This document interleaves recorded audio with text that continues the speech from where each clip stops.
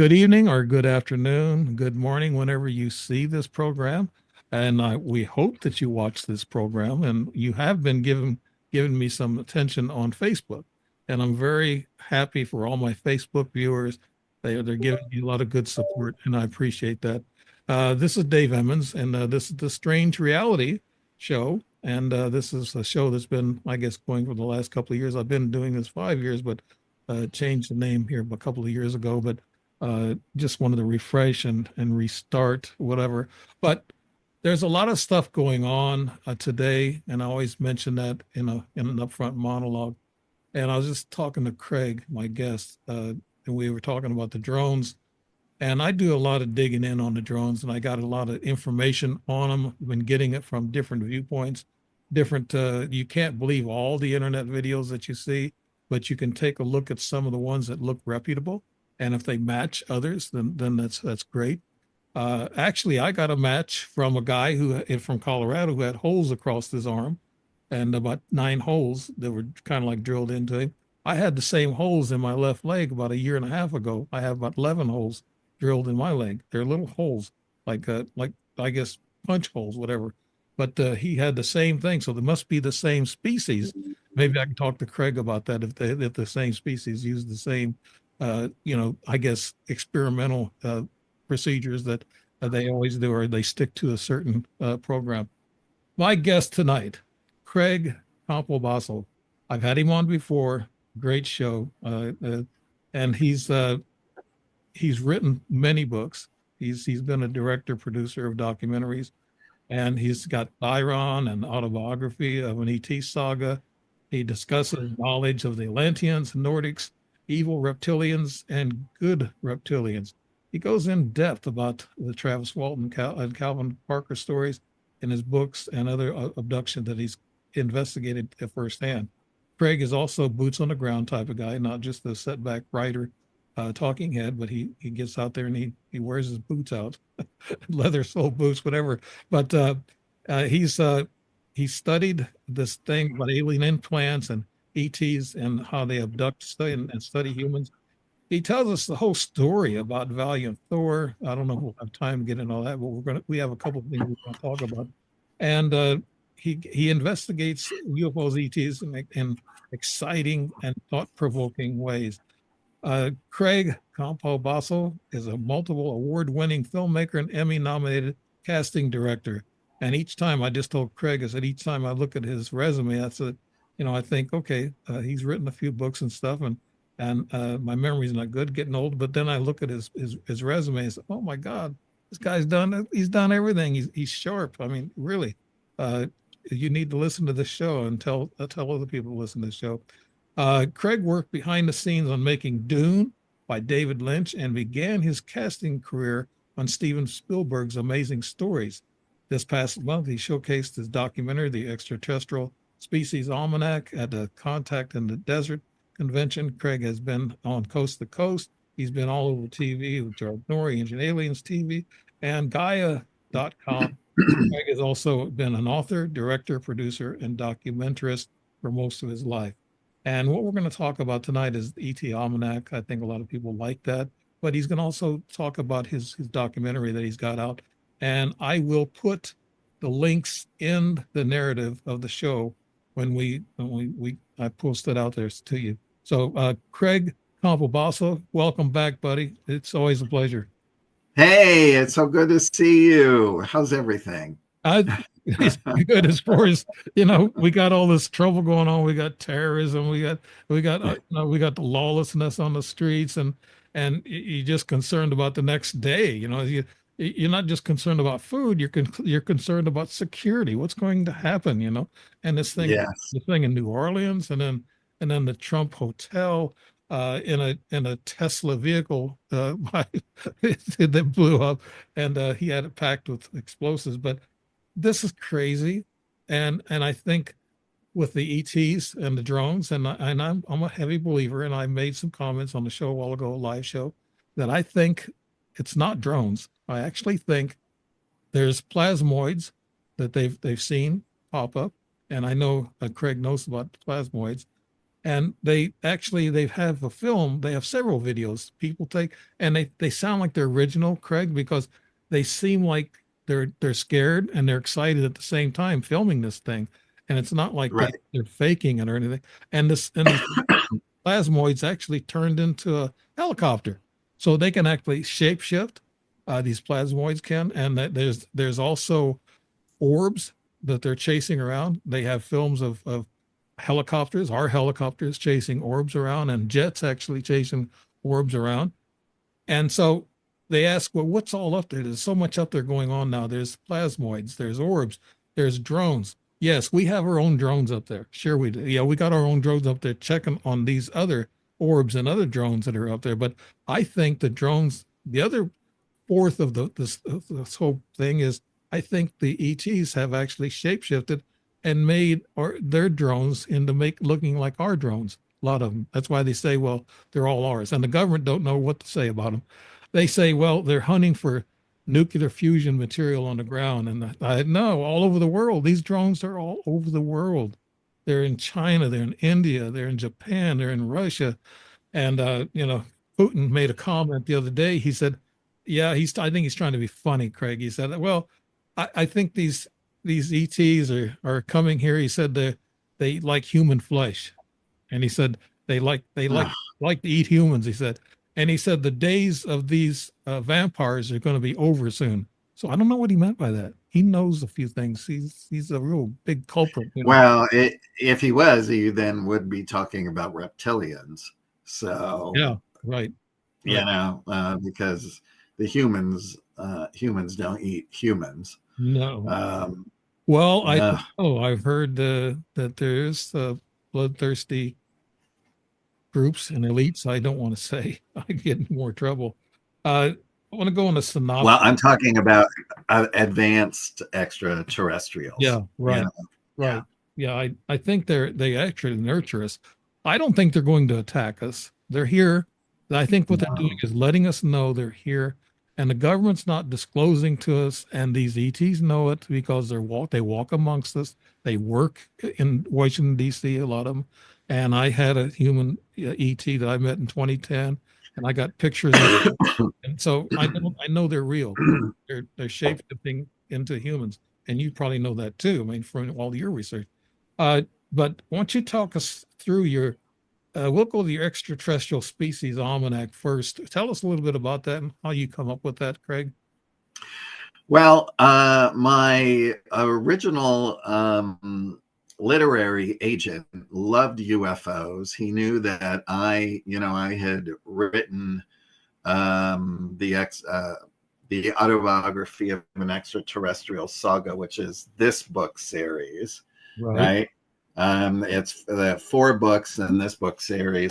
So, but he also knows that I had been studying contactee cases ever since ever since I was 26. Right. So I've been doing it for many decades, and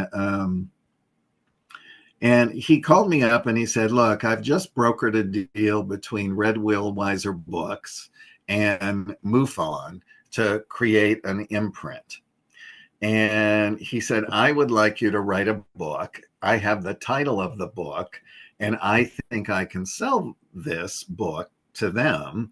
And he says, and it's called The Extraterrestrial Species Almanac. He already had the title. And I said, I could write that book. I said, very easily. So he said, drop a proposal, which I did. And 4 days later, I was signing a contract and starting to write the book. So anyway, so I just went back and like all my contactee files, contactees that I knew of, some that I know. I know many different hybrids that are living on the planet that have genetics from other worlds as well. Right. And this might sound far fetched to some people, but it really is. A really good friend of mine. father worked for the military, and they were exchanging. They were doing DNA exchanges. So, it's a very big thing, creating hybrids and all different kinds of things throughout the universe, right? And you can do that in a good way and in a malevolent way as well, because you could build really aggressive soldiers and things like that by taking different parts and integrating them and doing all of that. So, a lot of these upper echelon malevolent races are master geneticists at things like that. But anyway, so I just started writing the book, started going to all the contactees and getting all the pertinent information, because they said I had to come in under 300 pages and try and fit as many in as possible. I had heard Paul Hellyer, the Canadian, right? former Canadian Minister of Defense, before he passed, he said he knew of 82 races visiting Earth himself. And so I was a big fan of his, and how he spoke out when, even in times when it wasn't fashionable. And so I thought, let me see if I can honor him with 82 races, and I was able to fit 82 races in. They just wanted thumbnail reviews in the book. So in the back of the book, under further reading, is really the bibliography, right? So you could go, if you were interested in learning more about the Clermers, right? Klermers,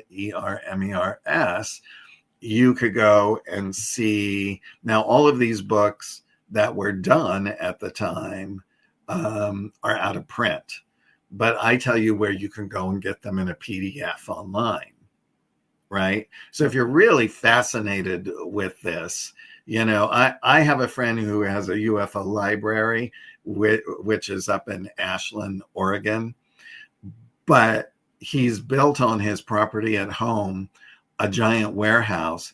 And when people in the UFO community pass, he buys their collections.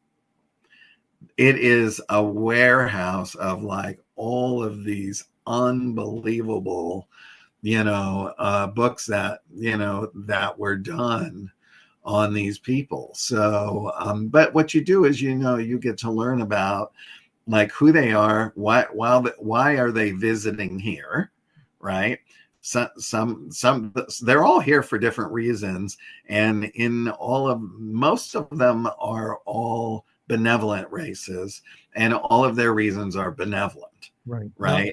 And that guy with the library, that's not my old buddy David Marler, is it? no, no, no, it's I think it's called RSVL. Oh, Um, I should really tell you guys. Let me see if I can pull it up here, because I think no, every what I uh, enjoyed about you're talking about the reptilians being there's a bad race and there's good races. And I wrote this last book, a sci-fi, we were supposed to meet. And it's between a Palladian race and a human race. A Native American guy is my hero. And of course, they're beautiful people, attractive people. And yeah. they get into this war with the underground, with the reptilians and the bad ET, with the bad ETs. And I heard there's a human race of ETs that don't like us. Is that true, Craig? Well, there are renegade human races. Yes, there's even renegade Pleiadians, right, that are in this 3D, Mhm. right? A lot of the more advanced Pleiadians are from the fourth and fifth dimension that are visiting here. So they can be here up in the skies, and they just blink their craft into the fourth dimension, but their viewing windows can look right in here. They can be on the ground and you wouldn't even know that they were there, but they could see and hear everything, sometimes up to a 300-foot radius, or they could expand that if they wanted to. Yeah, so they do operate camouflaged, they're invisible, and that's what. And they've been in my house and I know they're invisible. So I, Right. I get my little meter out and I read them, tri-field meter, and then the energy goes up when they're around. Yeah. And I can tell this happened back in 2020 when I had several visitations. Now I just have little paranormal things that happen to me, like my car going crazy 3 weeks ago, and then having these loud chirping sounds in my ears about quarter to 3 in the morning, like we did the other morning. So I know that they're there, and I tell my wife that, and she's been a believer since since she's been around me. But now with these reptilians, and a lot of people say, "Oh man, if these are ETs with these drones and these plasmoids and orbs, uh, they're going to attack us." And I think, no, they're not going to attack us. Who are they, Craig? They're not going to attack us. No, I don't get that. I mean, I've seen some pictures of the orbs which were like inverted, like the wheels within Yeah. wheels that they talk about in Ezekiel, that are light, and that I believe is the cherubim. And those are the actual angels, the cherubim, that are creating that vehicle. It's like an angelic Merkaba vehicle, right? So a lot of advanced beings travel in a Merkaba vehicle, and it's, if you want to, I call it the Star of David, but it's whatever its real name is. It a tetrahedron? Is that the Star of David? Uh, I'm not sure. yeah. I'm not sure, but it's I show it in A Star of David is a pentagram, isn't it? I'm not no, five I don't sided. know.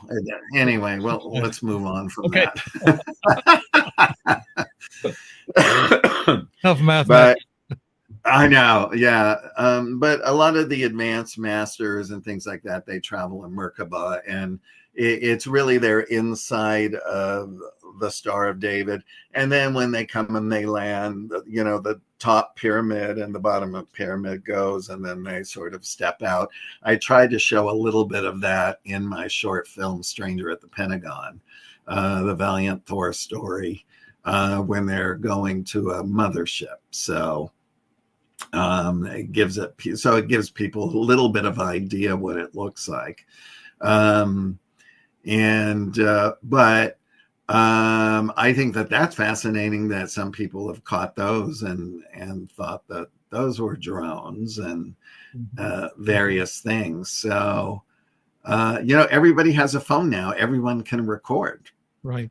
Now, Craig, you've done a lot of boots on the ground, a lot of investigations, and a lot of talking to people, interviewing. Can uh, kind of help me out here in my thinking of what's going on today in New Jersey, New York, across the country, and around the world? Can these plasmoids can they shapeshift into ships and other things? Oh yeah, yeah. I've always thought of it as how it's been explained to me is that when they're going between dimensions, they're converting to that light going between dimensions. That's why you see a lot of times you'll see a ship and then you'll see a light go inside of the ground or a mountain. Mhm.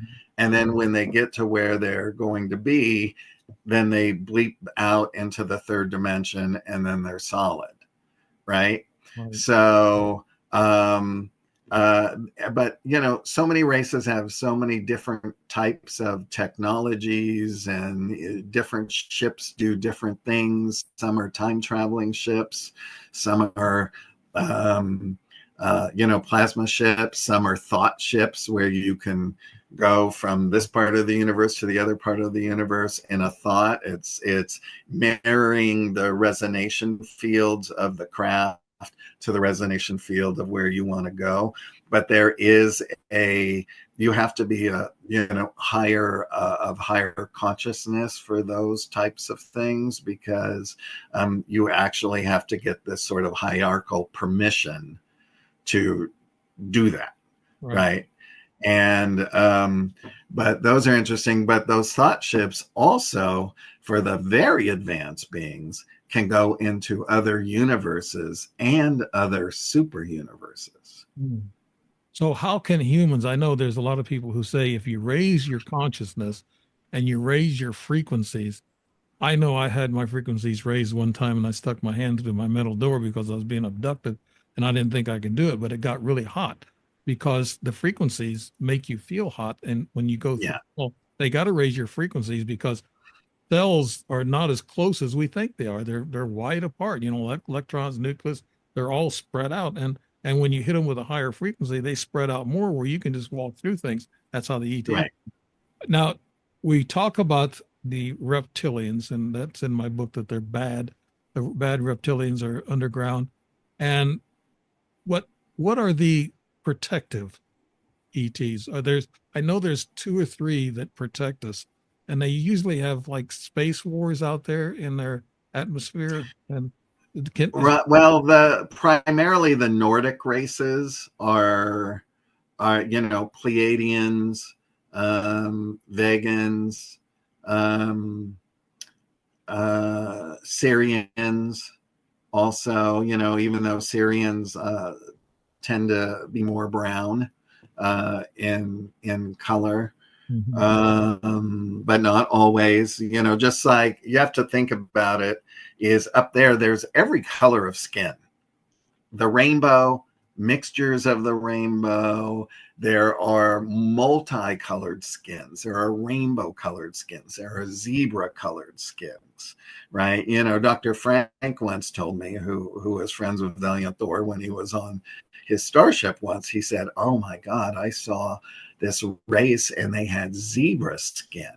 Mhm. And he said, "I just thought it was so fascinating." And then I recently, in the last year, heard Linda Moulton Howe talk about a person who was having contact with people who have zebra skin, Wow, that's right? So, usually in a planet like this, where there are so many star seeds incarnating to raise consciousness, mhm. wherever that star seed is from, if you're from the Pleiadians will pretty much look after you. I call it the galactarian alignment of space peoples and planets. They all will be looking after you, but also, your immediate family and things that you left behind will also be looking after you. There are many contactee cases, even with reptilians. There is a very fascinating reptilian one where um, one of the positive reptilians came in and incarnated, and then as a male, and the reptilian mate who was left behind is a male, and started coming to the male, and that they rekindled their romance and physicality. Mhm. Okay.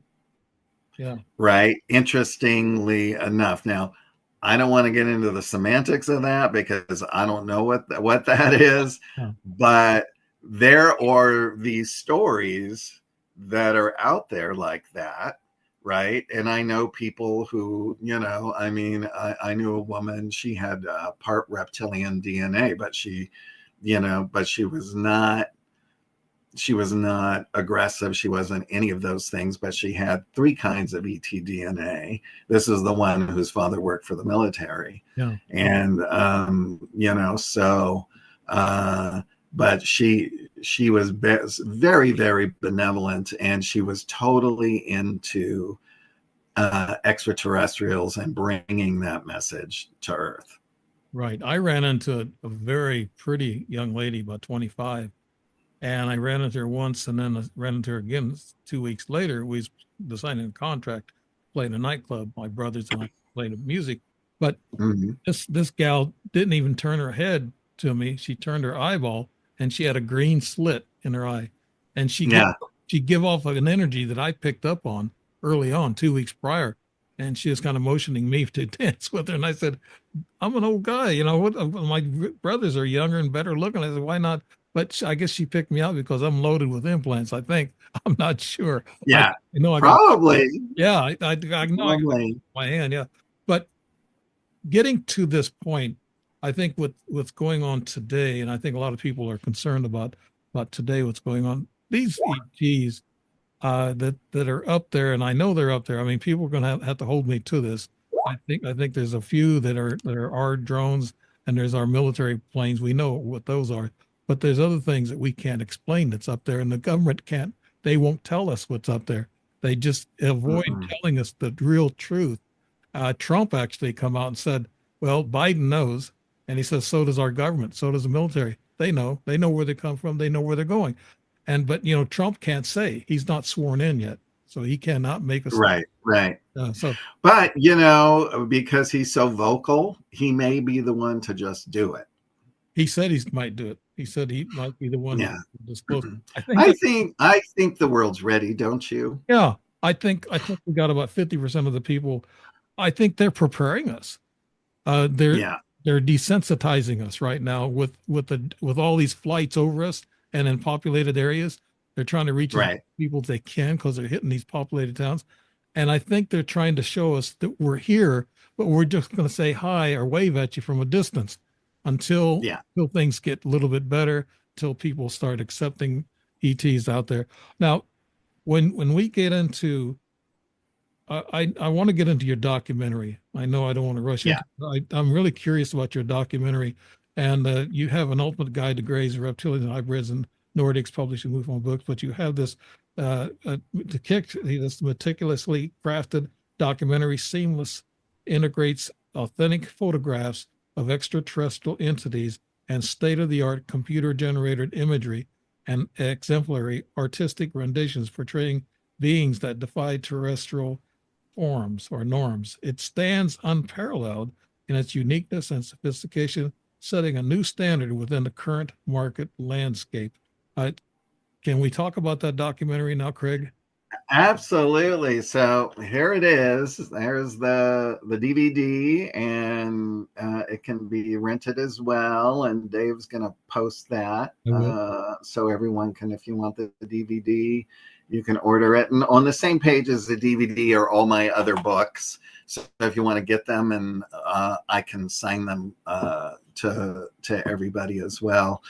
But, so really what's exciting about the documentary is it's an extension of the book, right? Because now I can go into the real in-depth stories Right.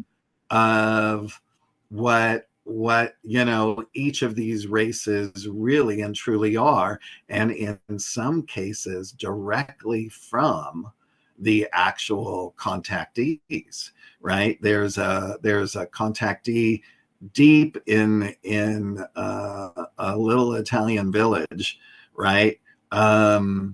He's been in contact, I think, over 30 years with a human race. I heard that. And yeah, his story is amazing. His story is amazing. And he has Polaroid pictures that he's taken of them. So there you'll see all of them. He explains who they are, what they do, blah, blah, blah, all of these various things. But I had to send my European team down there. They had to fly down there, get an interpreter, rent a car, drive 5 hours, and they spent a couple of days there. I wrote out all the questions. He only speaks Italian. So when we conversed, I always had to Google it and, Oh, translate everything, and the same here. But his section is mind-blowing. We also have Sixto Paz Wells, who's been in contact with the Alpha Centaurians for many years. He's been on their craft over 100 times. Over 100 times. wow. And what's fascinating about that is there are so many contactees from South America. The one that I use for the book for the Alpha Centaurians is Ricardo Gonzalez, amazing guy. A friend of mine went out in Mount Shasta. They took out, I don't know, like 75, 100 people. He said that, the ship was going to come in and show them because it's in a remote area. So they all sang, they chanted, they danced, they meditated. That's how you pull the vibration in. And then he said the craft came in, it was hovering over the pine trees. He said the whole forest floor lit up with this beautiful sort of white blue light. And actual Ricardo said that Antaral, who is the being who is, I think he's 8 or 9 feet tall, he's a Nordic Alpha Centaurian, that he had invited, I think it was 7 people in the group to come and meet him.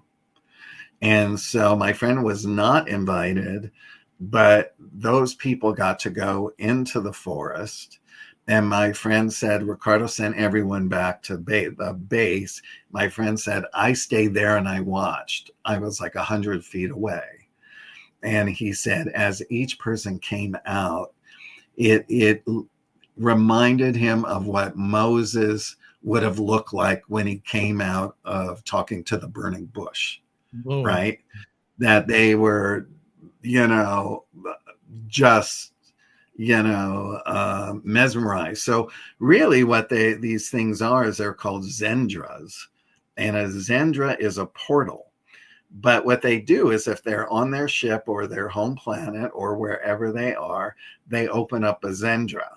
So if they're on the ship, there's a line, right? There'll be a line. You're on this side on Earth. They're on this side in the Zendra. If they invited you to walk across the threshold, you'd actually be on their ship. Wow. That makes me feel so bad, Craig, because all these years they've been using me. I mean, and you got these people to get on these ships 100 times. I've just been abducted and messed with and teased, and they never take me on ships, holiday cruise or whatever. Made me jealous with these contactees. My goodness, that would be great to be involved in something like that. Uh, now you talk to now, do a lot of these hybrids go up into these ships sometimes to get They do, yes. Yeah. Yes, some of them are really, really advanced. One, when I first met her, she said, she was going to give me a reading, and she had 3 different decks of just regular cards, right? And she was doing this, and as she was talking, she said, they'll bring you up on the ship as I'm talking, and they'll do whatever needs to be done, if you need healing or what have you. And I said, okay, I didn't think anything of it. And as she's talking, my whole vibration starts to go boom, boom, boom. And I get like so high that my eyes close and I'm somewhere else. I couldn't see where I was, but I was in all of gold, right? And then all of a sudden, all the hearing went away. I couldn't hear her anymore. And then all of a sudden I opened my eyes. She was gold, everything was gold, and it was going boom, boom, boom. Until then, after a bit, all the sound came crashing back down in my head, and I got the most amazing healing that day as well. So this is what I talk about, and you're an experiencer. These are experiences. A lot of experiencers are brought up on craft to intermingle with everyone, even other star seeds, so that they become familiar with them, right? Yeah. This is a common star seed interaction. Other people are taken on board craft for various reasons. If you're a starseed and you're brought up on craft and they're taking genetic materials, then that means that you had agreed to that before you came here, because they too are making hybrids that will come and live here when the world shifts over. Yeah. They'll be part Earth, in part other human races of the star nations, and they'll be here to teach people once it goes, and how they will finish raising their consciousness when they become fully conscious, right? So they'll sort of like be the teachers, and they won't be afraid of them because they'll be them, Yeah, as well, I'll tell you what, right? Craig, get me a first class ticket on one of those ships, would you? Like meet these people that's been messing with for some time. I'm always curious about who it is that's messing with me. Why did they do this? Why did they do that? And almost contactees, they always say, why me? Why did they choose me to mess with? And all this other stuff. But I'd like the first class ticket. But I heard now with this drone business, there's some people talking about, I know you talked about these people glowing, and Moses did the same thing. He was glowing, and they have talked about the drones having some radiation involved with them. Do you find that? Is there any radiation with these people that get on board these ships, Craig? Well, I don't know about radiation, but they do emanate, like their auras are so strong that some of them do emanate a little bit of light. Some of them emanate light, and then there's other beings that glow, Mhm. right? There's a lot of beings whose eyes glow, Right. right? And I've seen a few races like that. I've seen some, with the big bug eyes, Right. some with red, some with green, some with orange, um, and they glow. And some of them, like in a case that I went and explored of a man that was being abducted, he was showing me after his abduction, when he drove home, which was 10 minutes away. He was showing me his backyard was forest, that all of a sudden they started walking out of the forest towards his house. And so I was snapping pictures, right? And the next morning when I was in the hotel, I was looking and I was like, oh my God, I got one on camera. And the thing is that its legs started where our knees are, like little short legs, long torsos, thin neck, longer head. And the being was wearing goggles, and it was holding a light source like this. And I went, oh, that's an interdimensional.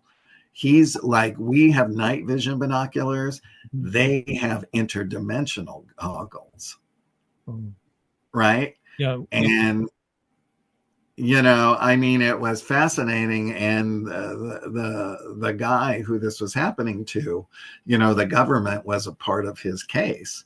And he said, do you mind if I send it to them? And I said, no, go ahead. And the response was that they hadn't seen these beings since 1958, and they were wondering why they were back. Right. And Right. But I did not get any kind of malevolence from them at all. I haven't either, not really, since I Yeah. met a few, but we're talking about these beings that have in contact with us for thousands of years. And they even said the Anunnaki kind of produced our DNA to our modern, Homo sapien, the DNA. Also, I heard over the week that scientists said that we carry the fourth and fifth dimensions and maybe higher DNA in our brains. I don't know how true Mm-hmm. it is, but I heard that. I don't know if you have any. Oh, sure. Do you know anything? I can't. No, I mean, I can't prove it, but I would totally agree to that, because when we meditate, we do go into a higher vibration, and that would be into the fourth and fifth dimensions. So you must be kind of, I don't like to say the word chosen because that takes you back to Jesus Christ as chosen, but you're kind of a chosen person to see this and to witness this. So they must like you, or you must have some kind of a badge that you wear that you're you're some kind of a correspondent for them, and you get close to these people. And I guess it's probably the contactees that you relate to. Is that right, Craig? I really relate to them. I mean, my story goes back to when I was 26, Hmm. and you know, I was just a guy in the valley. Never thought about extraterrestrials, what was out there. Was not even never watched Star Trek, never watched Star Wars, you know, and that kind of thing. Um, and all of a sudden, I started getting visited by three Universal Master teachers. I didn't know that's who they were at the beginning, but I would feel this unbelievable love. And, you know, and this went on for 2 months. I would just keep dreaming about them, and I would wake up. My body would be wrapped in warmth, right? Like so much love. And then I would fall back asleep. And, you know, it took quite some time before I vocalized it to a few friends. You know, of course, they didn't know what it was.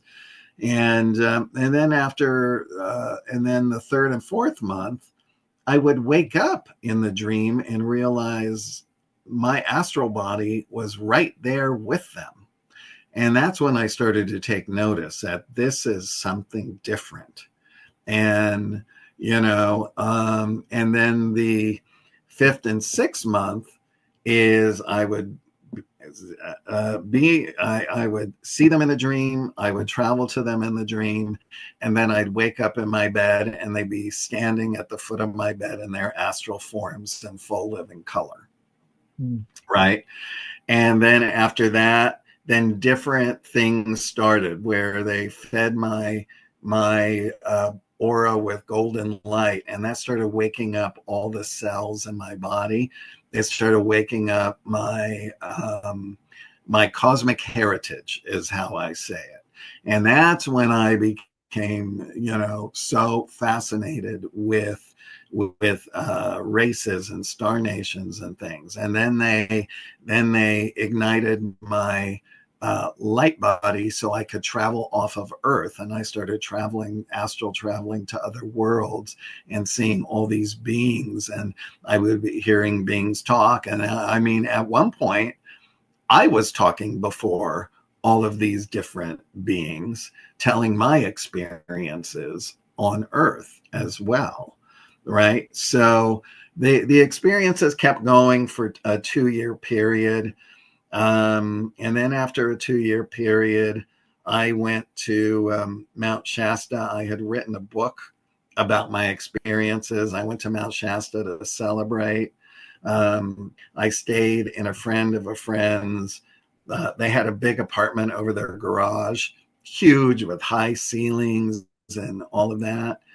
And I remember just having some tea, laying in bed, falling asleep. I woke up out of my astral form consciously, astral traveled to the top of the ceiling, saw my body asleep on the bed, right?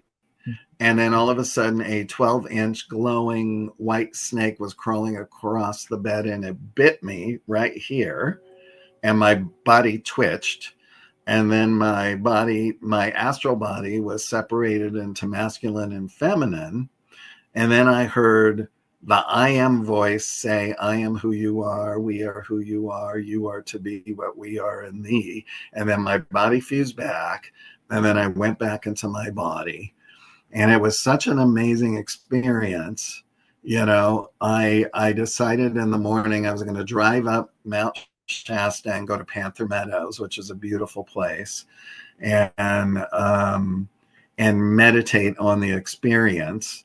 And on the way down, after a few hours, slithering across the asphalt was a 12-inch black snake, and I ran it over before I could stop it. And I realized what the whole experience was about. It was about duality.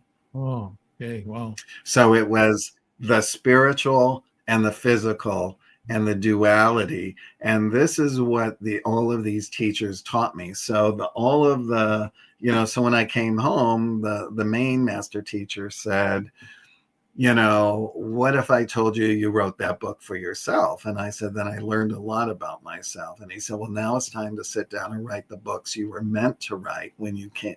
That's why you came here. And he says, so I want you to write and write and write until you can write no more. Don't stop. Don't edit. Now, I didn't know what channeling was. I didn't know what automatic writing was, but I just got out a legal pad and I started doing that. And then this is where these books came from. So this is Tehran. He's a Pleiadian. It's the autobiography of an extraterrestrial saga. I am Tehran. I became friends with Sylvia Brown, and I asked her to write the foreword, and she read the book in a night. And she said to me, I have 3 publishers. They all begged me to write forewords for all their authors. I always say no. She said, I only wrote 1 foreword at the beginning of my career. And she said, now I'm going to write the second one, and that's for you. Oh, that's because great. she believed in it. I mean, do you know how huge that is for like a beginning author to get such a, Yeah. I mean, I love that woman. She was so kind and, Yeah. She just, passed away. amazing. Yeah. She did. She passed away a few years ago. Yeah. I'm glad you got into talking about, I think the last time we had on your show was busy talking about some of your work, but you're getting into the personal thing that you Right. got involved with the ETs and these craft and going out of your body. Those are great stories. Those are, wow, that's Yeah. Yeah. right on, space buddy. Yeah, well, that's how it happens. I mean, I've seen extraterrestrials in their astral body. The main master teacher has appeared to me in his soul body, which was in the middle of the day in my little 1-bedroom apartment way back when, right? And it was this wide. I mean, it was as even wider than that. It went from floor to ceiling, and inside this energy vortex were these oval rounds of prismatic gold, just going woo, woo, woo. And in my apartment back then, for them to come through, I had a portal in the living room, in my hallway, and at the foot of my bed, so I could always see their energy forms coming in, and that kind of thing. It never freaked me out because I always attached to it was such love, right? Sounds great. I mean those are great stories. I'm glad we got into that. I now a lot of people know about documentaries, but Yeah, documentaries are not easy. It's a lot of work. And I it's a know lot of even writing a book is a lot of work, but a documentary is even more than that because you're taking a yeah. step and you're good adding realism. Now, in your book, I mean, in a book or the documentary, can you say that these ETs contributed to a lot of this documentary, and also, of course, the contactees did, and your own, Oh, sure. yeah, Craig. Yeah, Tell us about how that absolutely. process, tell us how that process works, Craig, on that documentary. Well, what I wanted to do is I wanted to make Amazon.com is filled with 5 million gazillion UFO videos, Yes, yes. right? Mhm. And nobody has ever done one on extraterrestrials before. And I wanted to do something that would be different than all of these other videos. So when we filmed everyone, we filmed them on green screen or with a white background, and then we put them in otherworldly environments, right? So you get this feeling of being somewhere else as well. And then, we add in, the real photographs of extraterrestrials from contactees, CGI. We were able to take flat pictures, blow them out into 3D and animate them as well. Mhm. All different kinds of things just to make it, keep it interesting. And, our biggest thing was how we were going to sew it together, right? Just do a section on grays and just a section on this.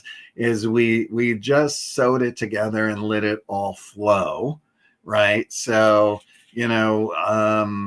so I picked all the people that I wanted to be in it. Some of our other producers did as well. So, Chip Coffey, who's a big paranormal guy, I've been friends with him for years. So I have, he went and he went to the TNT bunkers and researched the Mothman. So he does the Mothman. Paul Hynek, J. Allen Hynek's son, does the Men in Black because his father, he knows about the Men in Black, right? Daryl Anka, of course, does the Sasani and Bashar. J.J. Hurtak and Desiree do the angelics, the Elohim, and actually J.J. talks about the Draconians. He talks about the reptilians. Like I said, Sixto Paz does the Alpha Centaurians. Such a fascinating section. Barbara Lamb, who is a dear friend of mine, she's done thousands of regressions. And she has 2 books on hybrids. She talks about the hybrids and how they come into being. She was on my show about 3 months ago. Yeah. Oh yeah. I love her so much. I was at a convention with her sitting next to her when Travis Walton did his first presenting. This was back Oh my God. 2010 or 2009 maybe. And I sat by Barbara Lamb, talked to her. She was such a sweet girl. And that's when Travis was a little nervous and he was shaking the podium and there was some drinks about ready to fall off. And the director of the convention told me, said, Dave, get those bottles before they fall off. So, but he's got his timing down now. Travis, I heard him in 2011 and 2012, and he does really good now. I mean, he had to get space. When when you've been involved, it's kind of nerve wracking when you get in front of people because a lot of people are going to roll their eyes and they're not going to believe you. So he had to put up with that also, and he's put up with a lot of crap going on through this whole process. But he's soldiering on, and I like to see that. He did. He is, and you have to realize he's not an outgoing person. So for him to do that, it took a lot of courage. Yes, it did.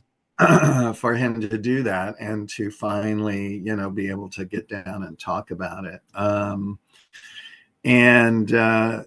So we've got, Kathleen Martin talking about the Zeta Reticulans, and she goes more into who Junior is, who was the being that looked more human on the craft. Oh, Junior. Okay.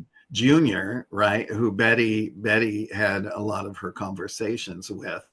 We actually took Betty's bust and we did a 3D of the head, and then we had an artist create what Junior would look like, because Junior had blue with silver tint and bumpy skin. He had gecko eyes.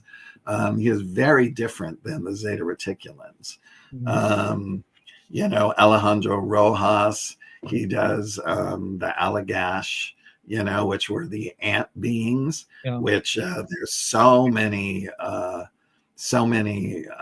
people coming out and talking about that, military people going down into the ant colonies below ground, and doing exchanges with our government. They're benevolent.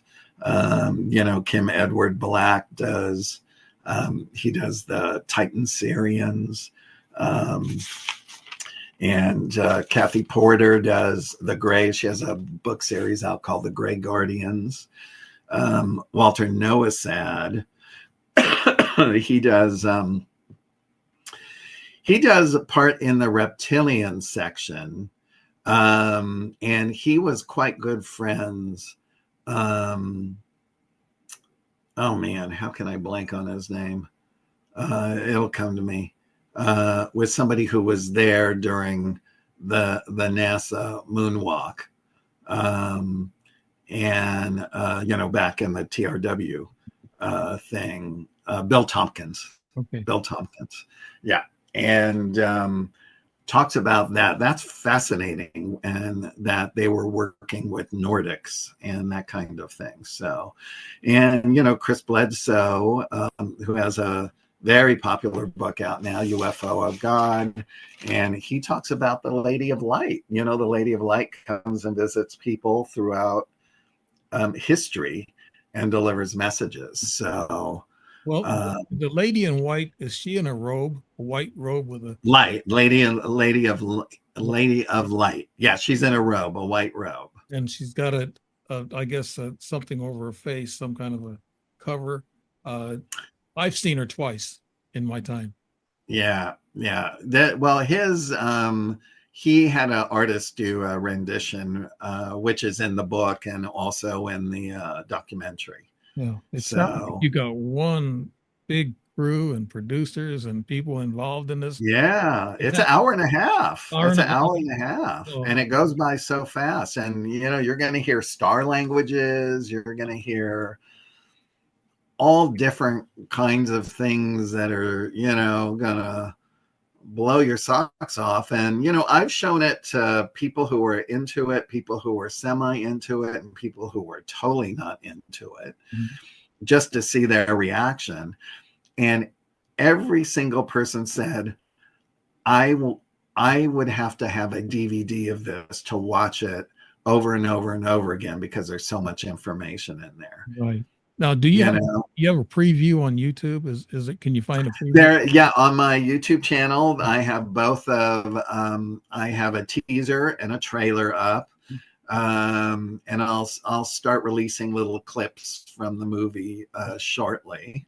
Okay. But I'll put them on my YouTube. Yeah. Can you believe our R is there's something else that is Oh, there it is. There's a UFO yeah, hotspot. hotspot compendium. Yeah. Compendium. Yeah. That's where to go to get abducted, right? That's right. All the places to visit before you die or are abducted. Sedona's one of them. I know you've been to Sedona, right, Craig? Oh, many times. Yeah. Yeah. Oh, I love it there. I love it there. That's where I had most of my things going on. It was a little weird and crazy. A little, Oh, yeah. I've had a lot of yeah, stuff there yeah, too. dimensional stuff, energy and everything. Uh, Yeah. Now, can you tell us what you're going to do next, and tell us about, of course, this the movie that you got out, uh, and also where they can get the books. Just mention them all. I'll put them on the narrative, Sure. but just talk Okay. about where they can get a hold of all this stuff, Craig. Well, you can see Stranger at the Pentagon at strangeratthepentagon.com. I've now made it, because we sold out of DVDs. So I've now made it where people can download the whole film or just rent it. So if you go to strangeratthepentagon.com, just click on watch movie, or you can rent it on amazon.com.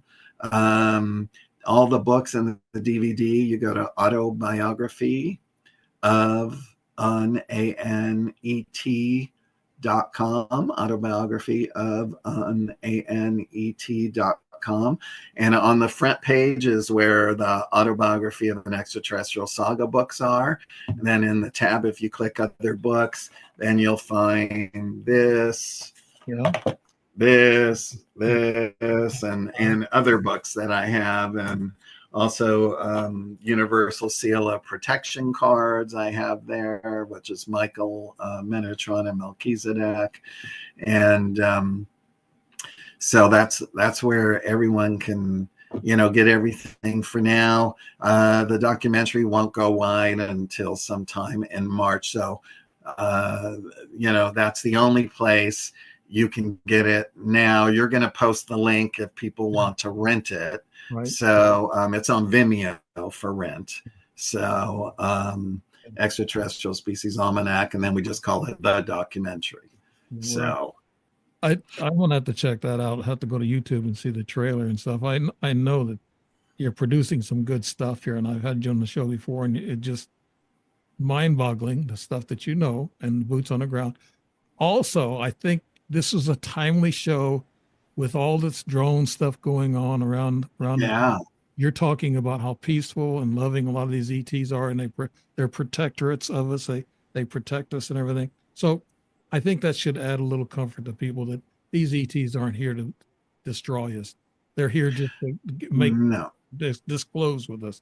You know, they are, and look at it from this standpoint. Many of them for many years, and still to this day, are seen over military, Mhm. installations, and they turn off their nukes because they're saying, look what we can do. Right. Don't fire those nukes. I think that's what Right. we're here because we're on the verge of a third world war, is what a lot of people are saying. I don't think we're Yeah. there because I don't think Putin even said he's not going to start a he's not going to start a nuclear war. He's just huffing and puffing, usually like he does. But I think that's Right. everybody's got sense now to know that we have a nuclear war. It's all over with for all of us.